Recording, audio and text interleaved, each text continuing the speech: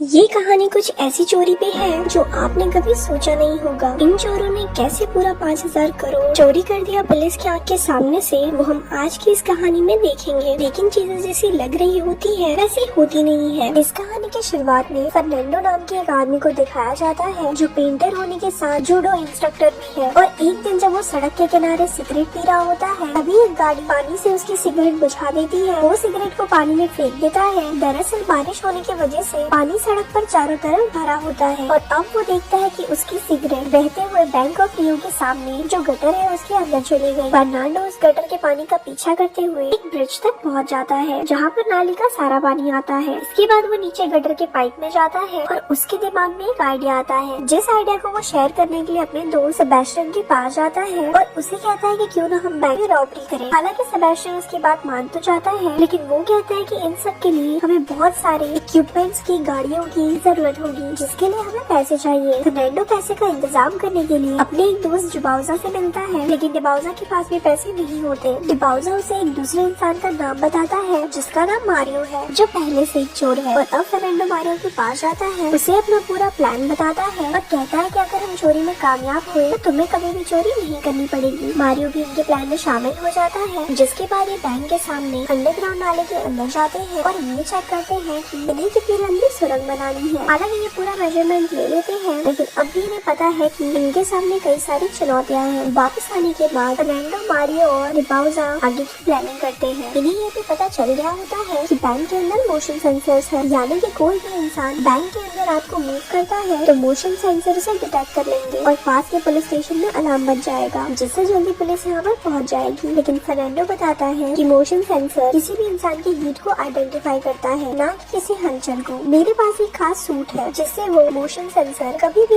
हमारी बॉडी की हीट को आइडेंटिफाई नहीं कर पाएगा। और सबसे बड़ी चुनौती हमारे सामने ये है कि बैंक के अंदर जाने के बाद हम लॉकर्स को कैसे खोलेंगे। अगले दिन ये बैंक के अंदर जाते हैं और वहाँ का मुआयना करना शुरू कर देते हैं। फर्नांडो जब बैंक के अंदर ये फोटो खींच रहा होता है तो वहाँ के सिक्योरिटी गार्ड उसे देख लेते हैं और अपने साथ नीचे बैंक के बेसमेंट में ले जाते हैं, जहाँ पर फर्नांडो देखता है कि लॉकर्स कहाँ पर है। वो बैंक के पूरे डिजाइन को देख लेता है और अब फर्नांडो के कैमरे की चेकिंग की जाती है, लेकिन उसमें कुछ भी नहीं होता। दरअसल ये फर्नांडो का एक प्लान था। वो जानबूझ के सिक्योरिटी के सामने इस तरह से फोटोज खींच रहा था ताकि सिक्योरिटी उसे पकड़ ले, और ऐसा करने से पहले उसने मेमोरी कार्ड को निकाल लिया था। और अब फर्नांडो जब वापस जाता है तो अपने तीनों साथियों को बैंक के अंदर की सभी फोटोज को दिखाता है और सारा नक्शा बताता है कि कैसे हम चोरी करेंगे। इन्हें पता है कि इन्हें कहाँ से सुरंग खोदनी है। साथ ही इन्हें ये भी पता होता है बैंक में जितने भी लोगों का पैसा है उन सब पैसों का इंश्योरेंस किया गया है, यानी सिर्फ नुकसान इंश्योरेंस कंपनी को होगा। वो तभी अपनी टीम में एक और आदमी को शामिल कर लेते हैं जिसका नाम एल्बर्टो है। लेकिन अभी भी इनके सामने सबसे बड़ी चुनौती ये है कि बैंक के अंदर जाने के बाद ये लॉकर्स को कैसे खोलेंगे, क्योंकि बैंक के अंदर 400 लॉकर्स हैं और अगर ये टॉर्च से एक लॉकर को खोलते हैं तो इन्हें 400 लॉकर्स खोलने में 400 मिनट्स लगेंगे, जो लगभग 7 घंटे हो जाएंगे और ये इतने वक्त तक बैंक के अंदर नहीं रह सकते। इसीलिए मारियो तय करता है वो उसी बैंक की दूसरे ब्रांच में अपना लॉकर खुलवाएगा। अगले दिन वो दूसरे बैंक के ब्रांच में जाता है और वहाँ पर अपना लॉकर खुलवाता है और वो लॉकर के मैकेनिज्म को बहुत ध्यान से देखता है ताकि उसे पहचान सके कि उसे कैसे खोला जा सकता है। इसके बाद वो अपने साथियों के साथ एक वैन को भी चलाता है ताकि इसी वैन से वो चोरी के पैसे लेकर भाग सके। वैन को लेके ये एल्बर्टो के घर जाते हैं, क्योंकि एल्बर्टो की जिम्मेदारी होती है वो सबको वहाँ से निकालेगा। बट तभी पुलिस इनके पास आ जाती है। वो इनसे इंक्वायरी करने लगती है और इतने में एल्बर्टो अपनी पत्नी के साथ वहाँ पर आ जाता है और पुलिस से कहता है कि हमारे गेस्ट है और हमसे मिलने के लिए आए हैं। वही रात को दिखाया जाता है जब सबके साथ नाले के अंदर ड्रिल करना, सुरंग बनाना शुरू कर देते हैं। दरअसल ये पिछले 2-3 दिनों से सुरंग बना रहे हैं और आज सुरंग बनाते बनाते इनकी ड्रिल मशीन टूट जाती है। मारियो कहता है कि मैं अब और पैसे नहीं लगा सकता, मैं पहले इस काम में बहुत पैसे लगा चुका हूँ। मारियो की बात सुनकर फर्नांडो परेशान हो जाता है और वो अपनी गर्लफ्रेंड के पास जाता है। रात को जब वो अपनी गर्लफ्रेंड के साथ तारों के नीचे लेटा हुआ होता है, उसकी गर्लफ्रेंड कहती है आसमान में हम जो तारे देखते हैं दरअसल अब तक तो वो खत्म भी हो चुके होंगे, क्योंकि उनकी रोशनी हम तक पहुँचने में करोड़ों साल लगते हैं। दरअसल अब वो आसमान में है ही नहीं, वो वहाँ से गायब हो चुके हैं। और अपनी गर्लफ्रेंड की बात सुनने के बाद फर्नांडो को एक आइडिया आता है। वो अपने सभी साथियों के पास जाता है और उन्हें बताता है कि मेरे पास एक नया प्लान है। हम दिन में बैंक में रॉबरी करेंगे सबके सामने और जब हम सारा पैसा निकाल लेंगे तो पुलिस बाहर खड़ी होगी। उन्हें लगेगा कि हम सामने से बाहर आएंगे, क्योंकि किसी को भी सुरंग के बारे में कुछ नहीं पता, पर हम सब के सब सुरंग से निकल जाएंगे। मारियो को और बाकी सभी को उसका आइडिया बहुत अच्छा लगता है, क्योंकि दिन में ना तो मोशन सेंसर्स का खतरा होगा, क्योंकि वो मोशन सेंसर्स को दिन में एक्टिवेट नहीं करते। साथ ही बैंक की जो सिक्योरिटी होती है रात को एम्प्लॉइज के जाने के बाद बहुत ज्यादा होती है, जो कि दिन में कम रहती है। अब अगले दिन अपने प्लान के मुताबिक अपनी उंगलियों में ग्लू लगा देते हैं ताकि उंगलियों के निशान कहीं पर भी ना रह जाएं। और अब ये सबके सब बैंक रॉबरी के लिए निकल पड़ते हैं। लेकिन इनका साथी जो सेबेस्टियन होता है वो नीचे सुरंग का काम पूरा करने के लिए जाता है और बाकी सबके सब बैंक के अंदर जाकर सभी को हॉस्टेज बना लेते हैं। और तभी सीसीटीवी कैमरा में एक सिक्योरिटी गार्ड देख लेता है कि बैंक में रॉबरी हो रही है, इसीलिए वो पुलिस को बता देता है। जल्दी पुलिस बैंक के बाहर आ जाती है जहाँ पर फर्नांडो ने एक आदमी को हॉस्टेज बना लिया था। वो पुलिस वालों से कहता है कि अगर कोई भी बैंक के अंदर आया तो मैं अंदर सबको मार दूंगा। और इसके बाद वो बैंक के अंदर आ जाता है। वहाँ मारियो को पता होता है कि कौन सी सिक्योरिटी गार्ड ने पुलिस को यहाँ पर बुलाया है, इसीलिए वो एक औरत को गन पॉइंट पर ले लेते हैं और उसे कहते हैं कि तुम्हें बाहर आना होगा। जिसके बाद वो सिक्योरिटी गार्ड को बाहर आना पड़ता है। मारियो उसकी गन ले लेता है और उसे बाहर भेज देता है क्योंकि वो इनके लिए खतरा बन सकता है। फर्नांडो एक रूम में जाता है और एक अलमीरा को हटाता है और तभी उसे अलमीरा की दीवार के पीछे से सेबेस्टियन, जिसने सुरंग पूरी कर ली होती है, वो भी दीवार तोड़कर अंदर आ जाता है। इसके बाद ये बैंक के लॉकर्स वाले रूम में जाते हैं। यहाँ पर इनके पास एक खास मशीन होती है जो सेबेस्टियन ने बनाई है क्योंकि वो एक इंजीनियर है। और इस मशीन की मदद से ये एक लॉकर को 7 सेकंड में तोड़ सकते हैं। अब ये लॉकर्स को तोड़ना शुरू करते हैं और तब इन्हें एहसास होता है कि बैंक के छत के ऊपर पुलिस वाले पहुंच चुके हैं। वहीं बाहर जो पुलिस ऑफिसर होता है जो इस पूरे केस को हैंडल कर रहा है वो मारियो को कॉल करता है। दरअसल मारियो ने सिक्योरिटी गार्ड का मोबाइल पहले ही ले लिया था जिसे उसने छोड़ा था। और अब मारियो पुलिस ऑफिसर से कहता है कि अगर तुमने जल्दी बैंक के छत के ऊपर से अपने लोगों को नहीं हटाया तो मैं यहाँ अंदर फंसे सभी लोगों को मार दूंगा। पुलिस ऑफिसर उसकी बात मान जाता है, लेकिन फिर भी वो सामने वाले बिल्डिंग की छत पर अपने 2 स्नाइपर्स को तैनात कर देता है। मारियो पुलिस ऑफिसर से कहता है कि मैं मिनिस्टर से बात करना चाहता हूँ। वो कहता है कि मुझे इसके लिए 1 घंटे का वक्त चाहिए। पुलिस ऑफिसर के साथ उसकी जो टीम होती है वो दोनों ही गेट्स पर तैनात होती है क्योंकि बैंक में आने और जाने के सिर्फ 2 रास्ते होते हैं, एक पार्किंग से और एक सामने की गेट से। इन सबको लगता है कि ये एक छोटी मोटी चोरी है और यहाँ अंदर सबके सब फंस चुके हैं। इसीलिए पुलिस ऑफिसर एक बार फिर से मारियो को कॉल करता है और कहता है देखो तुमने कोई भी बड़ा नुकसान नहीं किया, तुम अपने आप को हमारे हवाले कर दो, मैं तुम्हारे लिए एक वकील कर दूंगा, तुम्हें कोई भी बड़ी सजा नहीं होगी। मारियो कहता है कि इसके बारे में मुझे अपने दोस्तों से अपने साथियों से डिस्कस करना होगा। दरअसल मारियो उन्हें बातों में फंसा रहा होता है ताकि उन्हें ज्यादा से ज्यादा टाइम मिले और वो सभी लॉकर से सारा सामान लेकर यहाँ से अपनी सुरंग से रफू चक्कर हो जाए। बैंक के अंदर एक बूढ़ी औरत भी होती है जिसका आज बर्थडे होता है और जब भी मारियो को पता चलता है तो वो उसे बर्थडे विश करता है। साथ ही वो एक हॉस्टेज से चॉकलेट लेकर उस बूढ़ी औरत को देता है। स्नाइपर जो इन पर नजर रखे होते हैं वो ये सब देख लेते हैं। उन्हें कुछ समझ नहीं आता कि बैंक के अंदर ये चल क्या रहा है। वो ये बात पुलिस ऑफिसर को भी बताता है और अब मारियो उस बूढ़ी लेडी को छोड़ देता है। इसके बाद वो एक बार फिर से पुलिस ऑफिसर से बात करता है और उसे कहता है कि मैंने अपनी जिंदगी के 15 साल जेल के अंदर ही बिताए हैं, इसीलिए जब तक खुद मिनिस्टर मुझसे बात नहीं करते हम सरेंडर नहीं करेंगे। और अब पुलिस ऑफिसर को मारियो की बात माननी पड़ती है, लेकिन जब पुलिस ऑफिसर मिनिस्टर की बात मारियो से करवाता है तो मारियो उसे उल्टा सीधा कहना शुरू कर देता है और कहता है कि मैं तुमसे बात नहीं करना चाहता क्योंकि सभी मिनिस्टर एक जैसे होते हैं। वो पुलिस ऑफिसर से कहता है कि मैं अपने लॉयर से बात करना चाहूंगा। पुलिस ऑफिसर उसके लॉयर का नंबर मांगता है। मारियो वहीं पर बंदी बनाए गए एक आदमी का फोन लेकर उसका नंबर लेकर पुलिस ऑफिसर को दे देता है। जिसके बाद पुलिस ऑफिसर उस नंबर पर फोन करता है। मारियो कॉल रिसीव करता है और आवाज बदलकर वकील बनकर वो उससे बात करता है। दरअसल वो टाइम वेस्ट कर रहा है ताकि उसके साथियों को जो कि नीचे बेसमेंट में है, जो कि लॉकर से सामान चुरा रहे हैं, उन्हें ज्यादा से ज्यादा वक्त मिल सके। और अब तक के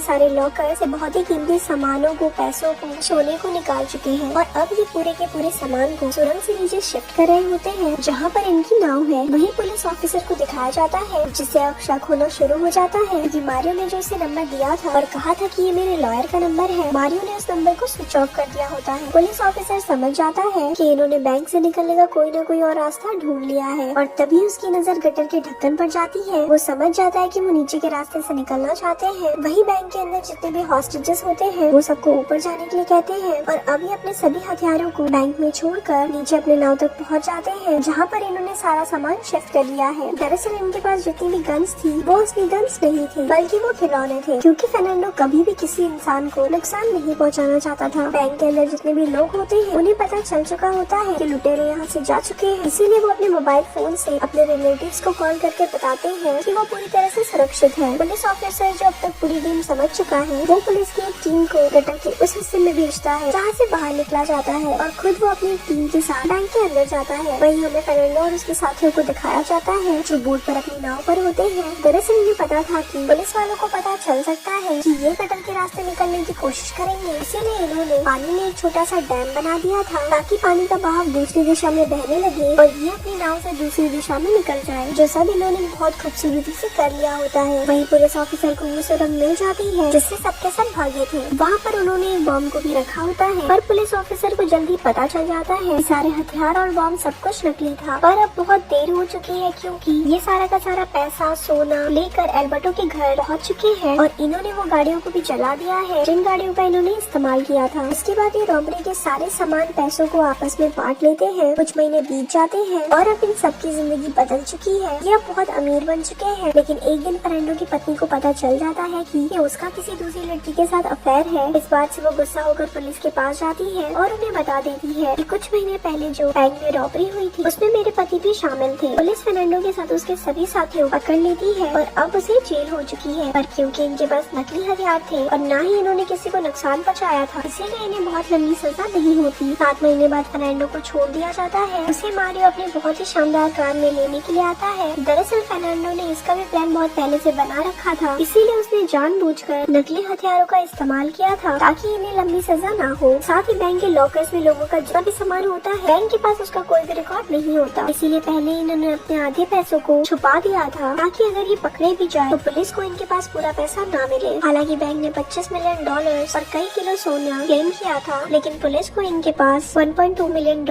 और 8 किलो सोना ही मिला था, यानी कि बाकी का पैसा और सोना अब भी इनके पास है। साथ ही अभी आजाद भी हो चुके हैं और इसी के साथ ये सच्ची घटना पर आधारित फिल्म यहीं पर खत्म होती है। ऐसी और स्टोरी सुनने के लिए हमारे पेज को लाइक करें।